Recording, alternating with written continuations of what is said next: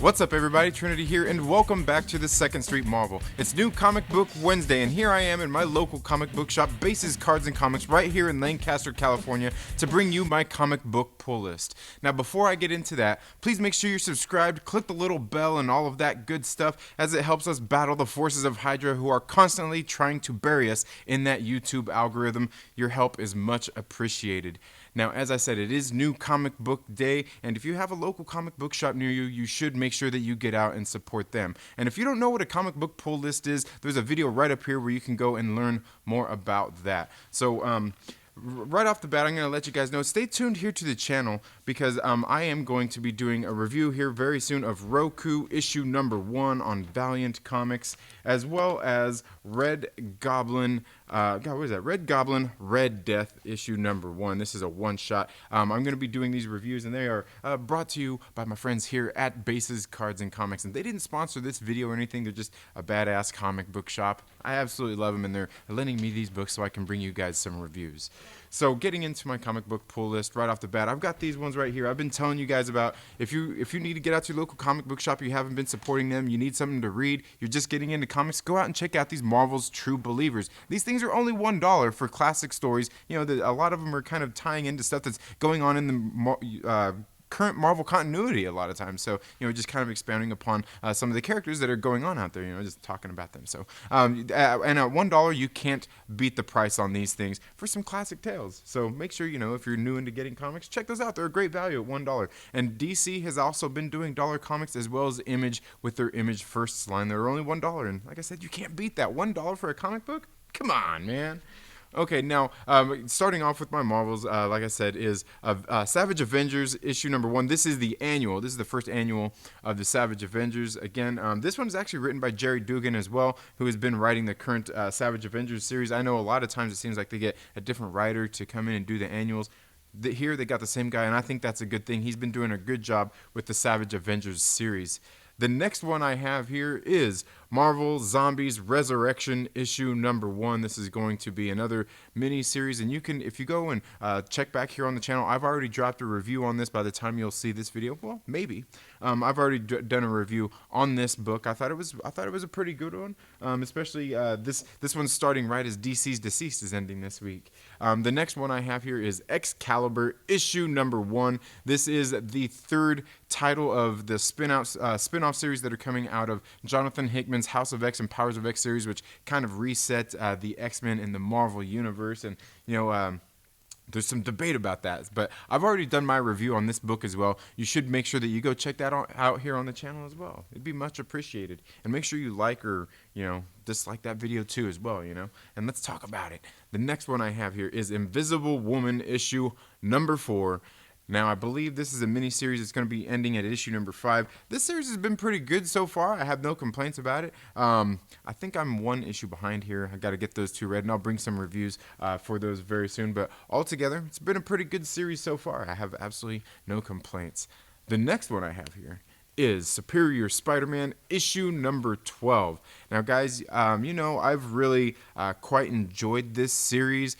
But I've got to tell you, just by the way issue number 11 left off, everything that's going on here, I just have this slight feeling. I haven't read this book yet, but I have a feeling this series is coming to an end. I'm not for sure. Don't quote me on that. But let me know what you think down in the comments below about that if you've been reading this series. The next one I have here is The Friendly Neighborhood Spider-Man issue number, what is that, 13 already? Issue number 13, guys. Tom Taylor's been doing an absolutely great job writing Friendly Neighborhood Spider-Man. As a matter of fact, just earlier, I don't know, maybe about a week ago or so, I released a video talking about the current Spider-Man series that are going on between Spider-Man, Peter Parker, and any of the other spin-off characters and everything that are going on out there. And if you're new into reading comics, or you just, you know, say you're just, you know, a big fan of the Marvel Cinematic Universe and getting into reading comics, I gave you guys a suggestion of the series that I think you guys should be reading, and you should go check out that video. But again, Tom Taylor has been doing a good job on Friendly Neighborhood Spider-Man. The next one I have here is Venom issue number 19. Now, guys, I have not been keeping up with this series. I haven't been reading it, but from what I've heard, Donny Cates has been doing a good job writing it. But I just had to get this, and yes, I'm doing it. I'm judging a book by its cover, and I'm not judging the book actually at all. But look at that cover. That's just an absolutely badass variant cover. I seen this, and there was no way I could not pick that up. Right? I don't know. Maybe it's just me. Maybe and maybe I shouldn't just be buying comic books for just the covers, right? Anyway, that's all I have for my Marvel books. Going ahead and getting into DC is, like I said earlier, this is the last issue, the final issue of DC's DCeased. This is issue number 6 of DCeased. Now, I do know that they have that other series that has kind of come out of this, and I'm not sure when that next issue is going to be. It's called DCeased, A Good Day to Die. It's also being written by Tom Taylor, just the same as the DCeased series was right here. And like I said a minute ago with Friendly Neighborhood Spider-Man, Tom Taylor is doing a good job writing. He just knows how to write the characters that he's writing. It seems like he kind of knows, whether he knows or understands them or not, he writes them to a point where you know and understand them, and you can really kind of, kind of feel for them, I guess. Like you feel like you know the characters really well. And I like that. I like that in the writing. And that's all I have for my Marvel and DC books. Now we're going to go ahead and get into some indie and small press, I guess you could say. I mean, the thought of independent, I don't know, isn't that's I don't know, that's just a trick on a play on words. But here on Vault Comics, one I'm waiting to read it, and that's The Plot, issue number 2. And look at that cover, man. That cover is absolutely beautiful as well. The first issue of this series was really good. I really liked it. And guys, I'm not really a really big horror guy, but you know what? Some of these comic books are sucking me in, man. I think I'm really getting into this horror genre of comic books. I really do like what I've been reading, and like I said, guys, I haven't read one bad title out of Vault Comics yet. If you've read a bad title out of Vault Comics, leave a comment down in the comment section below. Let me know what it is, because I want to go back and read it and see if maybe you're wrong, or maybe I'm wrong, and maybe they do have a bad title out there somewhere. The next one here is on Vault Comics as well. That is Relics of Youth, issue number 2.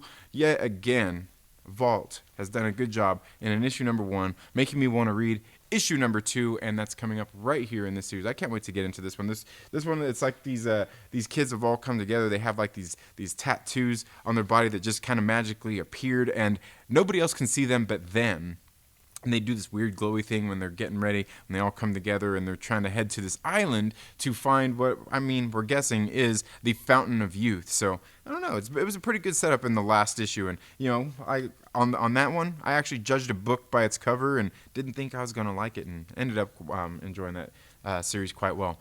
The next one, another one, guys, I'm telling you, Vault Comics, man. If you haven't been paying attention, go check out Vault Comics. This is Maul, issue number 3. Again, another great series.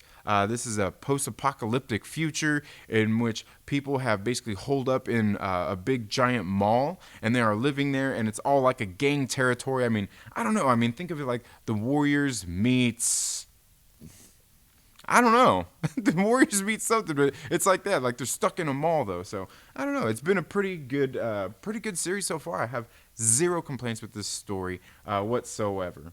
The next one I have here, guys. Man, I'm telling you, what I just say? It's Vault Comics, man. Vault Comics once again with the Necromancer's Map, issue number 3. This is a Songs for the Dead tale. This is the 3rd issue in this series. And, guys, I've got to say once again, I enjoyed issue number 2. I enjoyed issue number 1. And these are tales like I probably wouldn't normally be into, but the storytelling here is really good. I've enjoyed what's going on in here. The art here is, I don't know, even the art, for some reason, like, I like it. Like, it just fits the story and the narrative of everything that's going on here. I really like it. It's just like, just very clean lines. That, a lot of the colors are really well done. And like I said, it's not like some super jazzy book. It's just like a simple title that's just done really well. I don't know how to explain it, guys. But, that's all I have for my comic book pull list this week, guys. Let me know down in the comments below what's on your comic book pull list, and what of these comic books that I pulled this week would you like to see me do more reviews of.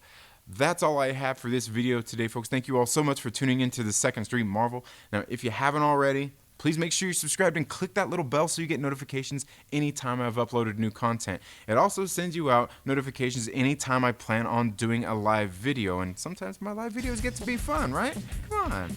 Now, if you could also do me a favor, if you like this video, please give it a thumbs up. If you don't like it, give it a thumbs down. It's all good. I do not take it personal. But most of all, leave some comments down in the comments section, guys. Let's talk about some comic books. And make sure you share this video with a friend and invite them to come hang out with us here on the 2nd Street Marvel. You all have a very good day. Have a great rest of your week. Happy reading. Get out and support your local comic book shop, and we'll see you in the next video. Later.